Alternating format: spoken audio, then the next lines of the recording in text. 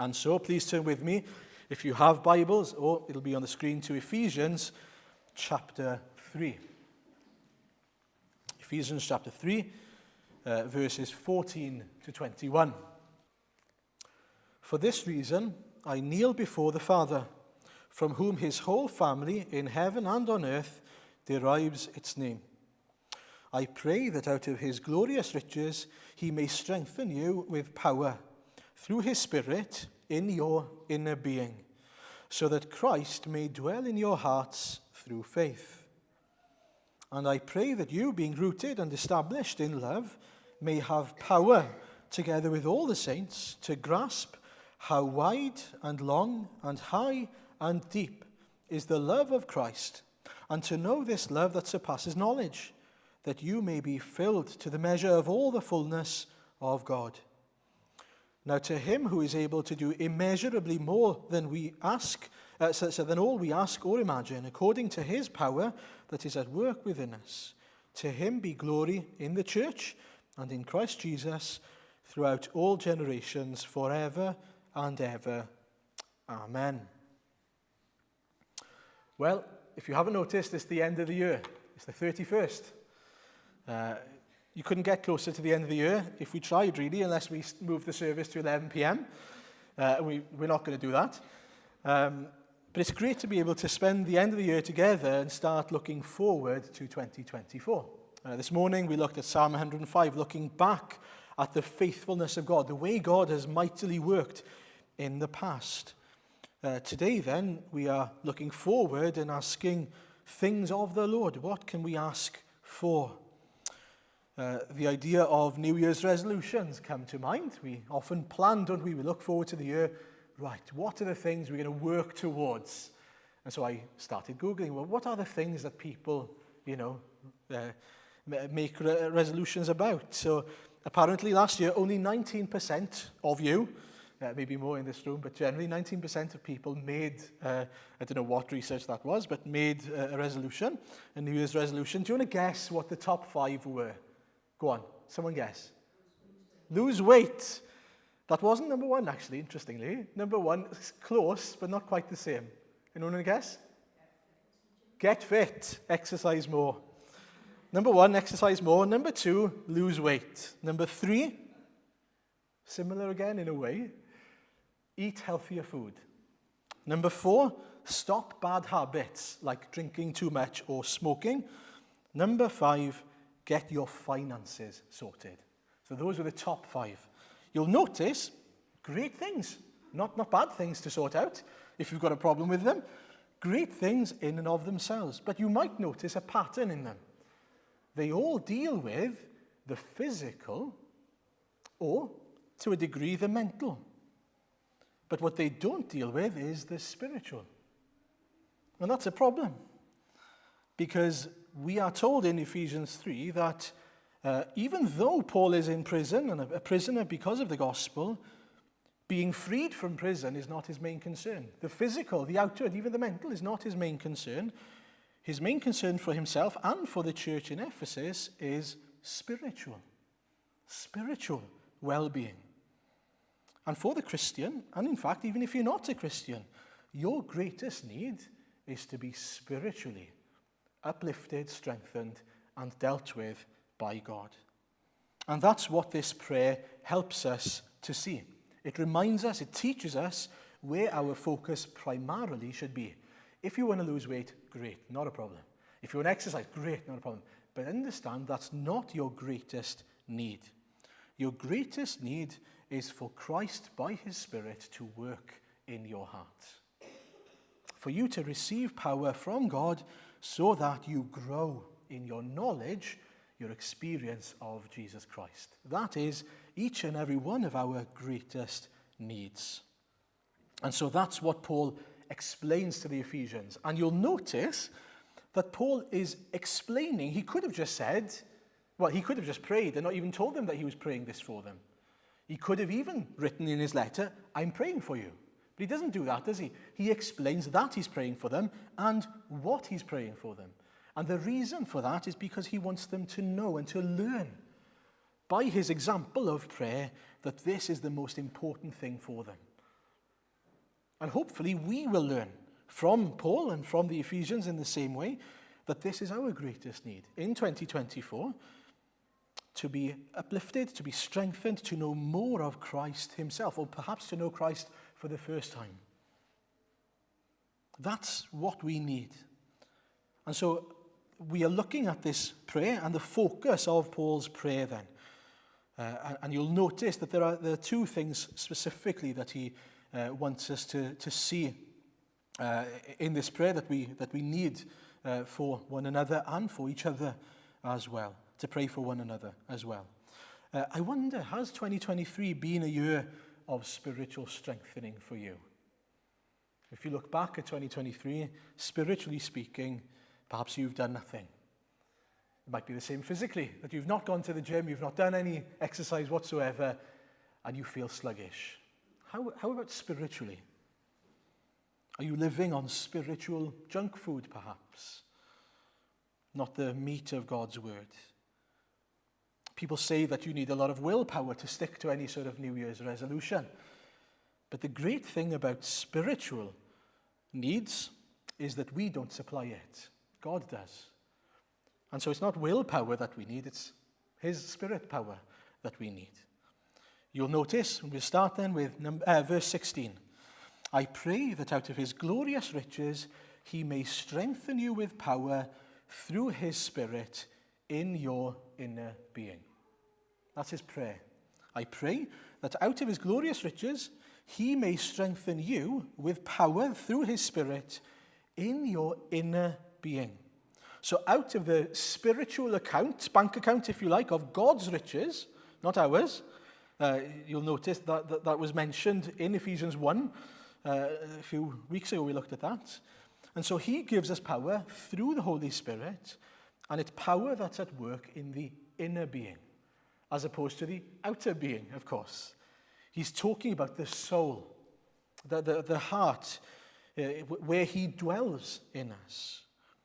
Now, that's not to say that God can't heal or strengthen us physically. He can do, of course he can. But his plan for us is that the body ultimately wastes away. He's got another plan for that later on. But for now, his plan for us is for the body to waste away, but for the inward man, the inward person, the soul, to be renewed day by day. It says in 2 Corinthians 4, verses 16 to 18, I'm sure you know them. Therefore we do not lose heart, though outwardly we are wasting away, yet inwardly we are being renewed day by day. For our light and momentary troubles are achieving for us an eternal glory that far outweighs them all. So we fix our eyes on not on what is seen, but on what is unseen. Since what is seen, the outward, is temporary, but what is unseen is eternal. May I ask you, where's your focus when it comes to your own life? Is it the inner being, the soul, your spiritual condition? This is where God meets with us, gives life, and that life lasts for eternity. And it's crucial because we live in a world where it seems to me that everyone else is trying to live longer and longer, trying to preserve the body, trying to fix all their problems and look younger than they used to be, and they should be. Don't worry, God's got a plan for that. He's got a new body in store for you. We don't need to try and preserve the body. And so we focus on the inner man. In 1 Timothy 4, Paul says to Timothy, have nothing to do with godless myths and old wives' tales. Rather, train yourself to be godly. For physical training is of some value, but godliness has value for all things, holding promise for both the present life and the life to come. And so that's what our focus should be. And just as we think about having a balanced diet and all the times of exercise that you might well have, we should also be thinking, how's my heart? How's my soul? Am I spending time with my Savior? Do I know him? Do I approach him? Do I seek him? Seek his face, seek his blessing, seek his power, Seek to know him more and to make him known more.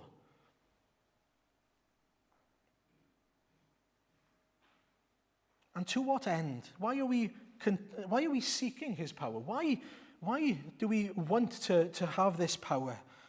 In this prayer, then, he says that we may be strengthened with power through his Spirit in our inner being.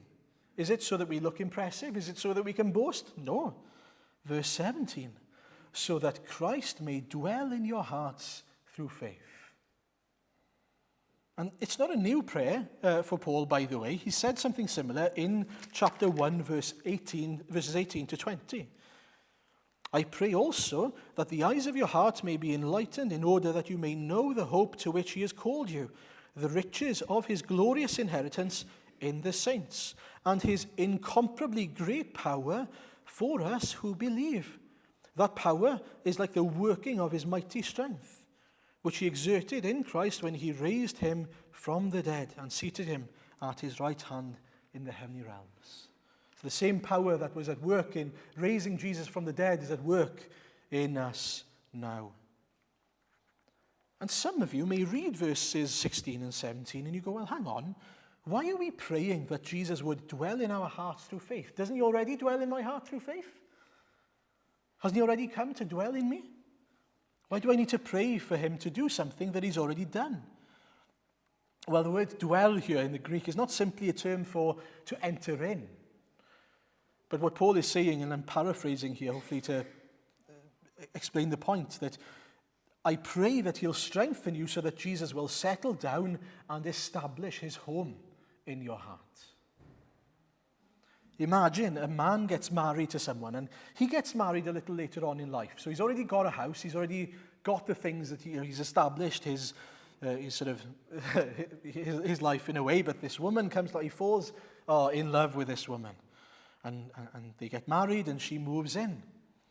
Now, all of a sudden, thanks to the new wife that he has and he loves, he comes to learn that the house that he thought was perfect is not perfect.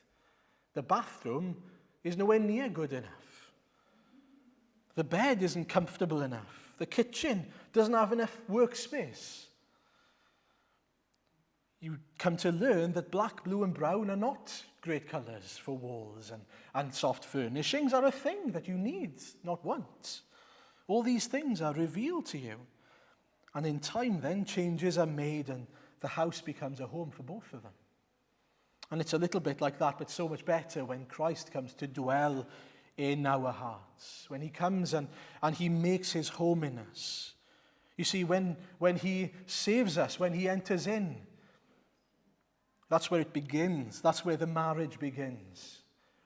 Notice, you are no less married at that point than you are later on where the house is established. But it takes time for the Lord to establish his precepts, his word, his law, his ways in your heart. It takes time. And so day by day, the word of God is revealed to us. The way of Christ is shown to us. A better way is given. And slowly we start realizing through the word becomes a mirror for our heart, doesn't it?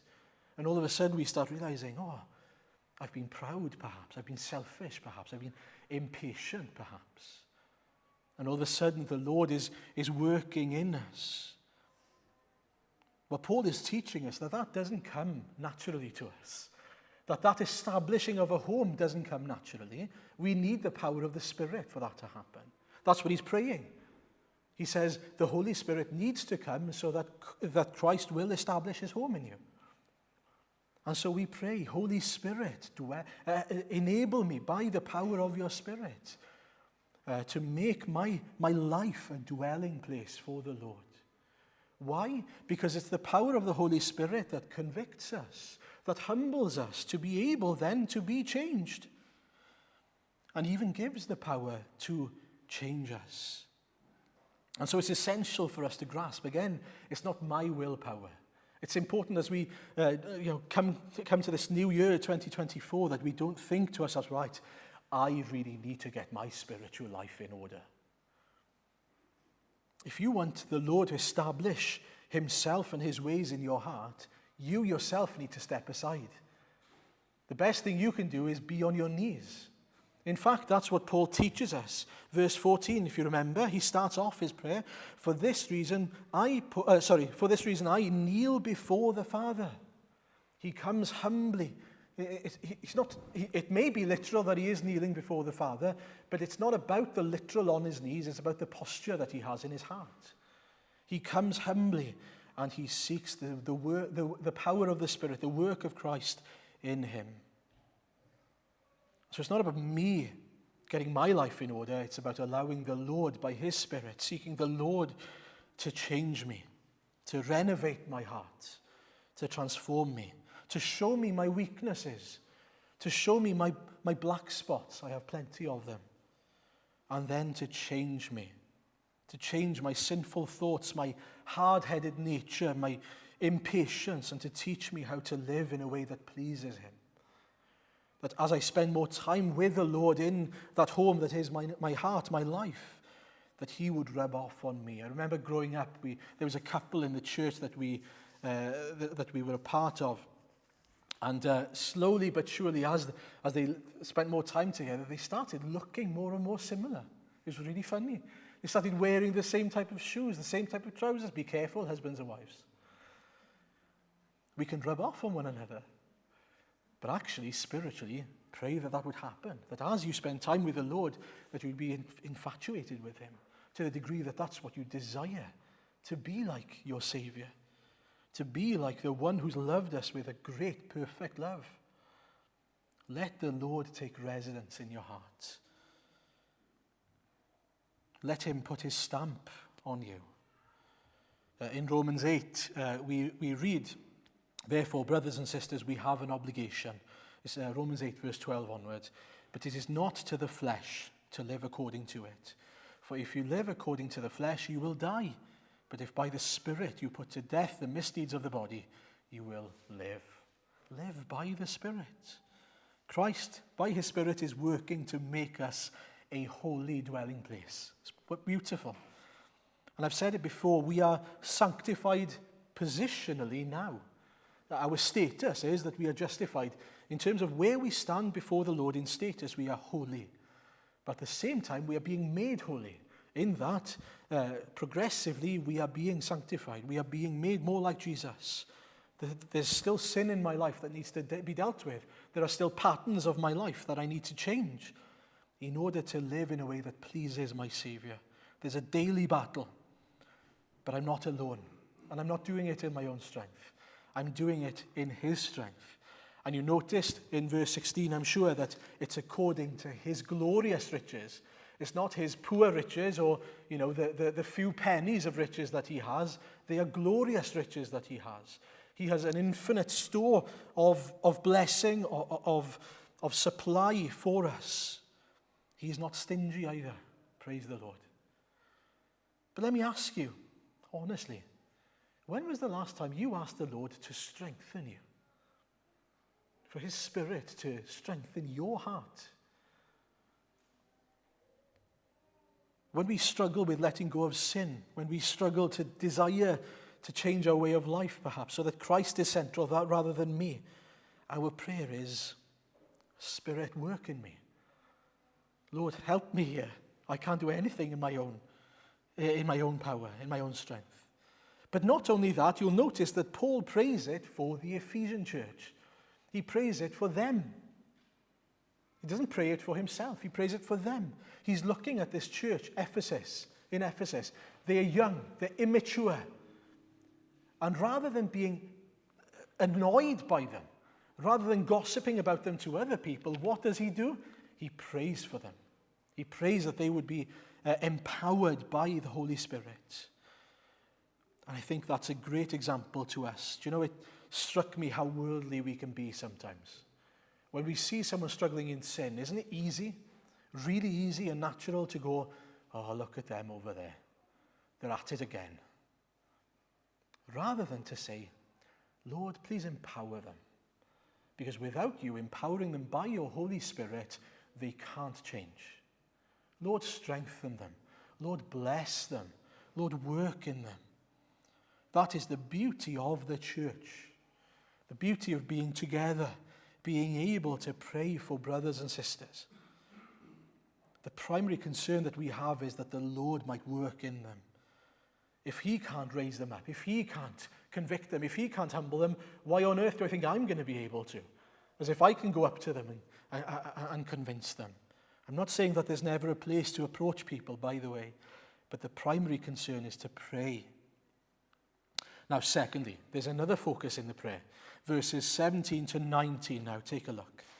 And I pray that you, being rooted and established in love, may have power, together with all the Lord's holy people, to grasp how wide and long and high and deep is the love of Christ, and to know this love that surpasses knowledge, that you may be filled to the measure of all the fullness of God. So this is the second part of the petition, and it's slightly different attitude perhaps. That he says, being rooted in and established, grounded in love, seeing as they are grounded in the love of Christ, that they would now have power to grasp and to know that love more and more and to be filled with it. Again, he's sort of echoing back to what he says in Ephesians 1, that in love we were predestined, in love we were chosen. Those things are true of them. Having been rooted and established in love, they can now move on to knowing more and more of the love of Christ. What he's saying is you haven't reached the end yet. You haven't reached the end of the love of Christ that he has to show you and for you to experience. There is yet more of Christ that you haven't experienced in your life. Now that should excite us when we think forward to 2024. Christ has more of himself, his person, his glory, his everything to show us, for us to experience. And so he says, now that you've been adopted, now that you are in Christ, start living in it. Start enjoying that freedom that you have. Start approaching the Father, having those experiences, Father-Son experiences, Lord and citizens experiences that we can have through life as he dwells among us and in us and works in us and through us. And so it's not a prayer that we would love Christ more. It's a prayer that we would know more of Christ's love for us. I wonder, when was the last time you prayed that? That we would know more of Christ's love for us. And you'll notice it's not an individualistic experience. It's a corporate experience, that as a church we will experience the love of Christ. That you, together with all the Lord's holy people. I find that interesting. But he says, as you gather, as you work, as you live as a church, you'll experience more of the love of Christ. That's because the Lord often works through his church, through the body. This is, we are his hands and feet on earth. And we can know the love of Christ by the way we love one another. How amazing is that? And again, not to sound like a grumpy old man, but we need to be careful because we live in a world that talks a lot about things like self-care. And don't get me wrong, we should be aware that we need to be, not neglecting our well-being. Don't get me wrong. But that's not to the detriment of the church. In fact, I would say that all of us would be better off individually if we were seeking the blessing of the corporate. If we were seeking the blessing and the favor of God as the church, then as individuals we would be better off. In the 2nd century, there was an early church father called Tertullian. You may have heard of him. And there was at the time a revival that started off in sort of the Rome area, and then it went to North Africa. And he wrote something called the Apology. And in that work, he says this about how people were looking at the church and seeing the church. And this is what he says. It is mainly the deeds of a love so noble that lead many to put a brand upon us. See how they love one another, they say, for they themselves are animated by mutual hatred. How they are ready even to die for one another, they say, for they themselves will sooner be put to death. You see, the love of Christ is worked out as we love one another. What an example. That's as a revival broke out, by the way. If we want to see a revival, then let's follow the example. Let's pray that we would be so intoxicated by the love of Christ ourselves that it would flow out of us to one another. Not only one another in the church, but even outside of the church for the lost. As Paul, his prayer tells us, don't just pray that we would grasp his love for us, pray that we would know it. And that's an experiential knowledge, by the way, not knowing about it and reading about it. It's an experience of the love of Christ. You'll notice that he says, firstly, that we should grasp it in verse 18, and then in verse 19, and to know this love. In Welsh, it's easier because there are two words for know. Gwybod and adnabod. Gwybod means to know about something. To adnabod someone is to know them personally. Now we know the Lord Jesus as we walk with him, as we have fellowship with him, as we hear him speaking to us and we come to him. Are we walking closely with the Lord?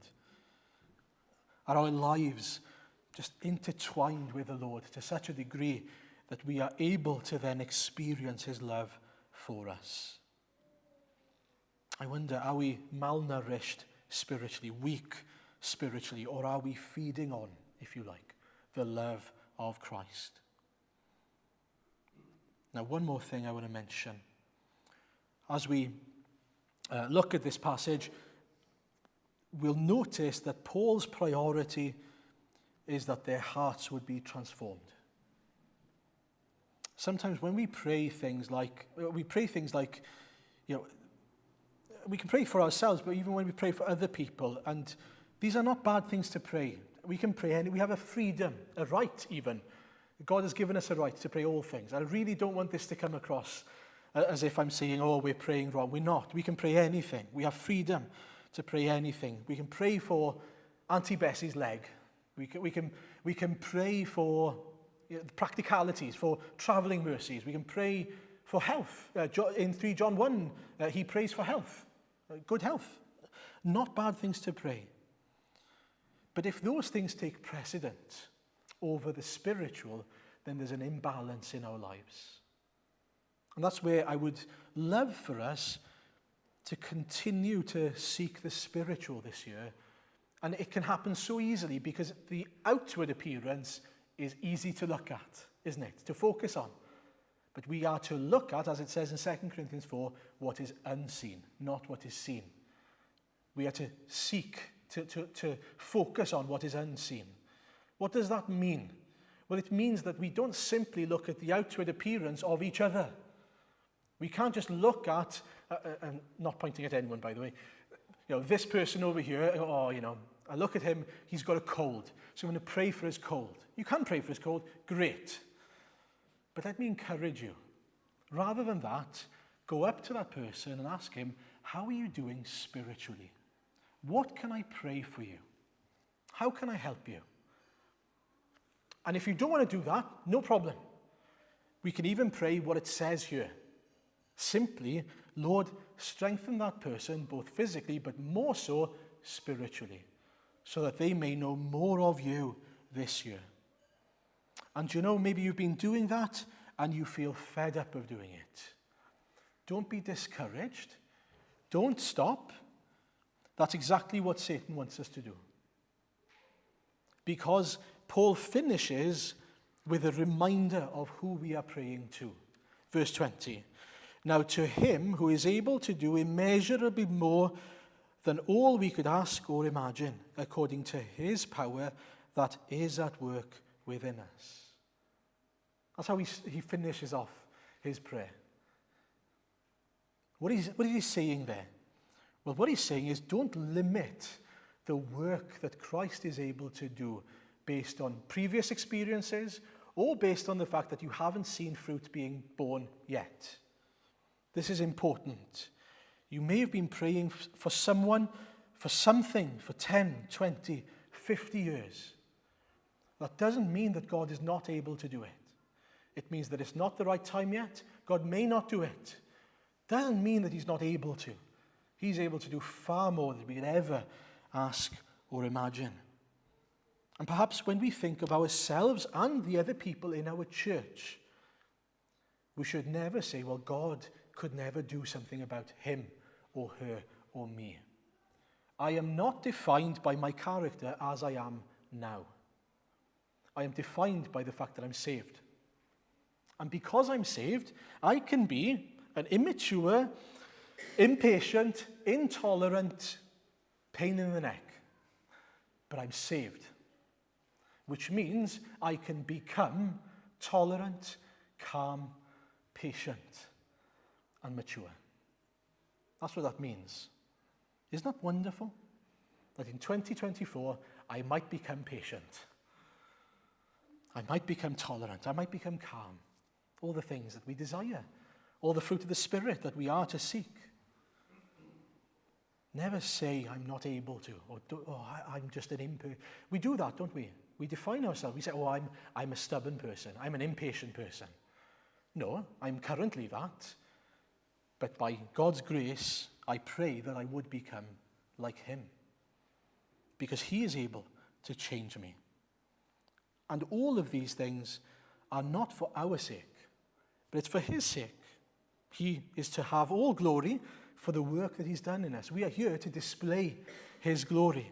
As he says, now to him who is able to do all these things that are immeasurably more than we ask or imagine, to him be glory in the church and in Christ Jesus throughout all generations, forever and ever.